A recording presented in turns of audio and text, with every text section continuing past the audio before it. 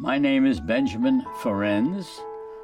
I'm speaking to you from New Rochelle, New York. I regret that I cannot be with you.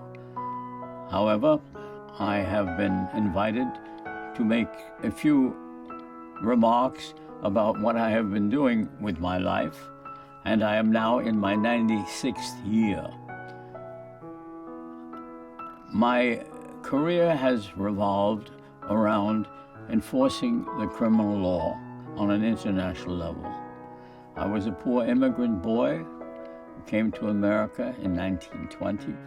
I served as a soldier in World War II. I entered as a private in the artillery. By the time I was a sergeant, I was busy investigating the war crimes which were being committed by the Nazi concentration camps. I was a liberator of many of those camps, and I wrote up the reports which served as a basis for later war crimes trials. When the war was over, I was invited to go back to serve the U.S. Army, to be in charge of prosecution of war criminals in what was the biggest murder trial in human history. I convicted 22 defendants of murdering over 1 million people in cold blood.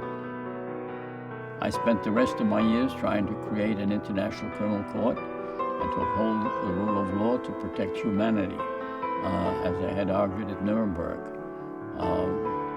because the crimes against humanity were what was tearing the world apart. The Center for Justice and Accountability, which now exists in California, is probing these problems, which are very difficult, but with dedication, progress is being made substantially. Crimes are committed by individuals, and those who are responsible for the crimes should be held to account in a court of law. Everywhere today, as I speak, there are crimes being committed against innocent people who've done nothing wrong, or being killed in various parts of the world because they don't share the race or the ideology or conviction of their executioners. There is no excuse for that.